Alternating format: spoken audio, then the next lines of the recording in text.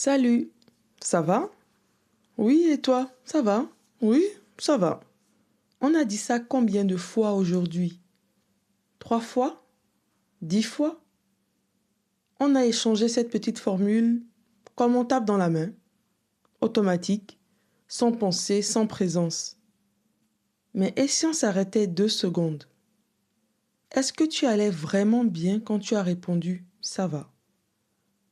Ou est-ce que tu avais passé une nuit blanche à pleurer dans ton lit? Ou est-ce que tu venais de recevoir un diagnostic qui te glace le sang? Ou est-ce que tu es en train de traverser une période que personne ne sait? Est-ce que ton enfant ne dort pas? Est-ce que ton couple craque? Ton père est malade? Ta tête est en vrac? Et toi, tu as dit ça va. Parce que c'est plus simple. Parce que ce n'est pas le moment. Parce qu'on ne veut pas embêter. Parce qu'on ne sait pas par où commencer. Parce qu'on a peur. Parce qu'on a déjà essayé une fois. Et on s'est pris un « ah mince, bon courage » avant que l'autre ne détourne le regard. Le constat est simple. On ne sait pas ce que la personne en face vit. On ne sait pas ce qu'elle cache derrière ses yeux rouges qu'elle maquille. On ne sait pas ce qu'elle porte depuis des mois sans le dire. On ne sait pas ce qu'elle a traversé hier, ce matin, à 3 heures du matin. Et le pire, on ne demande pas vraiment. On demande par politesse, on répond par automatisme et tout le monde trouve ça normal. Alors aujourd'hui, on va faire un truc qui dérange.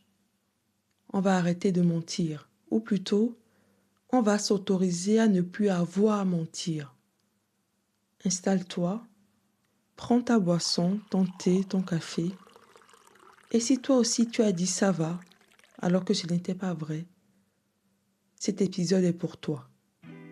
Bienvenue dans Franchement Fifamé, votre pause thé audio où tout se dit avec bienveillance, amour et dans le respect. Coucou les amis, j'espère que vous allez bien. Moi, on va dire que je vais bien. Je rends grâce en toutes circonstances. On a inventé un code. Quand quelqu'un dit comment ça va, la seule réponse acceptable, c'est ça va et toi. Des fois, on échange des poignées de main sans se regarder vraiment. Pourquoi? Parce qu'on a peur. Peur de déranger, peur de faire pleurer, peur du silence gêné, peur que l'autre ne sache pas quoi répondre, peur de se sentir obligé d'en dire plus, peur de se montrer vulnérable, peur qu'on nous réponde « ah bah, bon courage » et que ça s'arrête là. Peur de peser, peur de ne pas être à la hauteur si l'autre nous dit la vérité. On a peur des vraies réponses. Alors on reste en surface, on fait du social, on parle de la pluie et du beau temps, on échange des ça va qui ne veulent rien dire. Et derrière, il y a une femme qui vient de perdre un bébé et qui serre les dents à chaque « alors les enfants, c'est pour bientôt ». Derrière, il y a un homme qui a perdu son travail et qui dit « ça va, je profite du chômage pour souffler ». Derrière, il y a une adolescente qui se fait harceler et qui répond « oui, tranquille ». Derrière, il y a un parent qui ne dort plus depuis des mois parce que son enfant est malade. Derrière, il y a toi qui souris, qui fait comme si, qui porte ta croix sans que personne ne la voie. Nous portons tous beaucoup de choses en silence et je vais en énumérer quelques-uns. Des choses que les gens portent sans que personne ne sache. Une fausse couche, parfois plusieurs. On n'en parle pas. On dit « je vais bien », alors que notre corps et notre cœur portent un deuil invisible. Une dépression. On met un masque tous les matins, on rit avec les collègues, on dit « ça va » en rentrant chez soi et on pleure sous la douche. Une maladie qu'on n'a pas encore annoncée. Pas aux enfants, pas aux parents, pas aux amis. On porte ça seul. Une rupture qu'on n'a pas digérée. On sourit en sortant. On dit non mais ça va, c'était mieux comme ça. Et on se réveille encore à 3 heures du matin. Un enfant en souffrance. Et l'impuissance, l'angoisse. On dit ça va alors qu'on est rongé d'inquiétude. Un deuil. Un parent parti, un ami disparu. et tout le monde a oublié au bout de 3 mois. Mais toi, tu pleures encore. Tu dis ça va pour ne pas faire de vagues. Des violences subies, passées, présentes, qu'on tait, qu'on cache, qu'on porte comme un secret honteux alors que la honte n'est pas pour toi. Chacun porte sa croix. Cette expression, on l'utilise sans y penser, mais elle est si vraie. Chaque personne que tu croises dans la rue, dans le métro, au bureau, dans ton entourage, porte quelque chose. Une inquiétude, un chagrin, une peur, une fatigue immense, une lassitude, une solitude. Et toi aussi. Le drame, c'est qu'on porte tout ça, seul. Seul parce qu'on n'ose pas dire, parce qu'on ne sait pas à qui dire, parce qu'on a peur de la réponse, parce qu'on s'est déjà confié une fois et on est reparti avec un t'inquiète, ça va passer, qui nous a fait sentir encore plus seuls.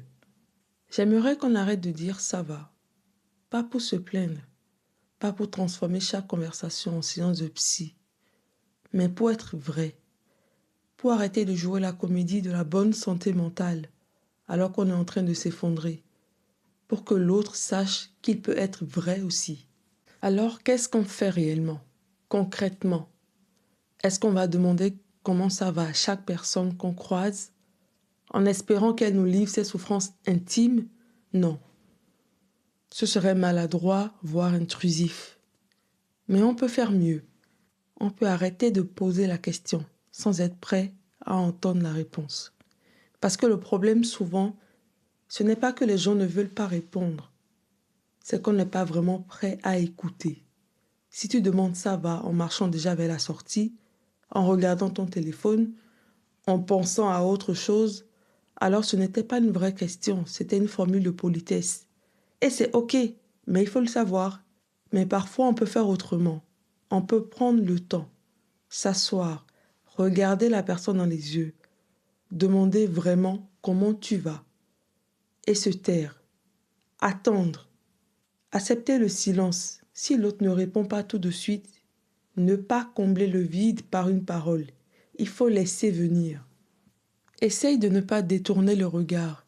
Si l'autre pleure, reste. Ne dis pas ça va aller. Juste reste là. Tiens la main de la personne. Ne minimise pas. T'inquiète, ça va passer. Des fois, ça n'aide pas. Parfois, il suffit juste de dire « je suis là ». Je ne sais pas quoi dire, mais je suis là. Tu peux proposer une porte de sortie. Si tu veux en parler, je suis là. Si tu préfères qu'on parle d'autre chose, c'est ok aussi. Mais je ne veux pas qu'on fasse comme si de rien n'était.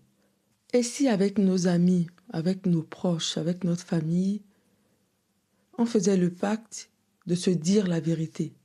Pas tout le temps, pas à chaque comment ça va, mais le pacte de savoir qu'on peut appeler, qu'on peut dire je ne vais pas bien et que l'autre ne va pas fuir, ne va pas minimiser, ne va pas paniquer. Le pacte de porter nos croix ensemble. Je vais dire quelque chose qui peut paraître évident, mais qui mérite qu'on s'y arrête. Derrière chaque je vais bien, il y a une histoire que tu ne connais pas. Cette collègue un peu sèche, elle vient d'apprendre qu'elle a un cancer et n'a encore rien dit. Ce pote qui s'est éloigné, il traverse une dépression et ne veut pas peser sur toi. Cette amie qui ne donne plus de nouvelles. Elle a fait une fausse couche et ne sait pas comment le dire. Ton frère qui est irritable. Son couple est en train de s'effondrer. On juge tellement vite. Elle est froide. Il s'en fout. Elle ne fait pas d'efforts. Il est égoïste. On colle des étiquettes sans savoir ce que l'autre traverse. Et si on inversait? Et si au lieu de juger, on se disait « je ne sais pas ce qu'il porte. Je ne sais pas ce qu'elle cache derrière ce silence. Je ne sais pas quelle croix il traîne depuis des mois. » Et si on laissait un bénéfice du doute? Et si on disait, au lieu de « qu'est-ce qu'elle a encore, qu'est-ce qui ne va pas ?» L'exercice de cette semaine pour toi. Chaque fois que quelqu'un te saoule, t'agace, te déçoit, arrête-toi 2 secondes. Demande-toi, qu'est-ce qu'il porte en ce moment que je ne vois pas? Tu n'auras peut-être pas la réponse, mais juste poser la question change ton regard. Certains d'entre nous ici ont une vie spirituelle et religieuse. On prie, on médite. On parle de communauté, d'entraide, d'amour du prochain. Mais dans nos communautés, on fait comme tout le monde. On dit ça va alors que ça ne va pas. On sourit alors qu'on pleure. On fait semblant d'être parfait alors qu'on est en morceaux. Pourquoi? Parce qu'on a peur du regard des autres. Parce qu'on doit rendre témoignage. Parce qu'il ne faut pas faire de la peine. Parce que la prière doit suffire. Parce que montrer sa faiblesse, c'est manquer de foi. Mais c'est d'une tristesse. Pas du tout.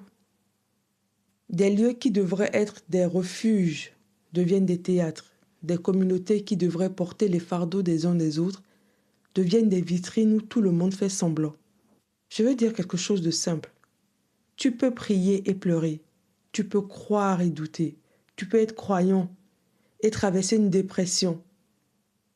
Tu peux aller à la mosquée, à l'église, au temple et ne pas aller bien. Et tu as le droit de le dire. Tu as le droit de dire « Priez pour moi, je traverse une épreuve ». Tu as le droit de dire « Je ne vais pas bien du tout ». Tu as le droit de dire « Je n'arrive plus à prier en ce moment, je suis vide ». Une communauté qui ne peut pas accueillir ta vulnérabilité n'est pas une communauté, c'est un club. Alors oui, tu as le droit d'en parler. Parle-en à quelqu'un en qui tu as confiance. Et n'oublie surtout pas, Dieu est ton appui. Ta force est ton roc. Alors voilà, je ne vais pas te dire arrête de dire ça va, parce que parfois c'est nécessaire. Parfois on n'a pas envie d'en parler, parfois on n'a pas la force. Mais je vais te proposer 3 choses. Autorise-toi à être vrai. Quand on te demande comment tu vas, tu as le droit de dire franchement pas terrible, je traverse un moment difficile, je ne veux pas en parler mais ça ne va pas. Ça va, mais ce n'est pas le grand luxe. Tu n'es pas obligé de tout dire, mais tu n'es pas obligé de mentir non plus. Avec tes proches, crée des espaces de vérité. On se dit la vérité, pas besoin de faire semblant. Si tu me dis je vais bien, je te croirai, mais si tu veux dire la vérité, je suis là. Et tiens-toi prêt à recevoir la vérité, sans juger, sans minimiser, sans fuir. Apprends à regarder l'autre avec des yeux qui cherchent. Ne demande pas comment ça va en regardant ton téléphone. Pose la question quand tu as le temps. Regarde des yeux, écoute vraiment. Et si tu sens que l'autre cache quelque chose, ne force pas, mais laisse la porte ouverte. Franchement, je sais que ce n'est pas facile. On a tous nos raisons de dire ça va. La peur, la fatigue, la pudeur, l'habitude. Mais si on continue comme ça, on va finir seul. Chacun dans son coin, chacun avec sa croix, chacun avec son sourire de façade. Alors peut-être aujourd'hui, on peut essayer autre chose. À la prochaine personne qui te demande ça va, réponds la vérité. Pas forcément toute la vérité, mais pas un mensonge. Et à la prochaine personne qui te dit ça va, regarde-la vraiment. Peut-être qu'elle a besoin qu'on lui dise, tu sais, si un jour ça ne va pas, je suis là. Prends soin de toi. Prends soin de ceux qui t'entourent. Et souviens-toi, chaque je vais bien cache peut-être une bataille que tu ne vois pas. Sois doux, sois vrai, sois là. Les amis, est-ce que vous vous rendez compte que dans quelques semaines, franchement, FIFA aura 1 an. 1 an que vous êtes là. 1 an que vous écoutez. 1 an que vous ressentez. Que vous vivez chaque épisode avec moi. 1 an que vous vous reconnaissez parfois en silence dans ces épisodes. Aujourd'hui, j'ai envie de vous dire quelque chose. Ce podcast, ce n'est pas que le mien, c'est le nôtre. Et pour cet anniversaire, je ne veux pas parler seul. J'ai besoin de vos voix. J'ai besoin de vous lire, de vos histoires, de vos vérités, celles que vous gardez pour vous, celles qui vous ont touché, bousculé ou fait réfléchir. De ce que ce podcast a changé pour vous et même de ce qui n'a pas changé. Tout ce que je souhaiterais, soyez vrais, soyez libres. Ce sont vos témoignages qui vont donner vie à l'épisode anniversaire. Alors ne restez pas silencieux. Écrivez-moi. Il n'y a rien à prouver, juste à être vrai. Envoyez quelques lignes, même maladroitement, même anonymement. Cliquez sur le lien dans ma bio. Prenez 2 minutes. 2 minutes pour répondre au formulaire. 2 minutes pour laisser une trace. Peut-être que vos mots feront du bien à quelqu'un que vous ne connaîtrez jamais. Peut-être que votre histoire parlera à quelqu'un qui en a besoin. J'ai hâte de vous entendre. J'ai hâte de vous lire. Merci d'avoir pris ce thé avec moi. Comme promis, pas de jugement, juste de l'amour, de la bienveillance. Un rendez-vous dans 15 jours pour une nouvelle infusion de conversation. De gros bisous. Mouah. Prenez soin de vous.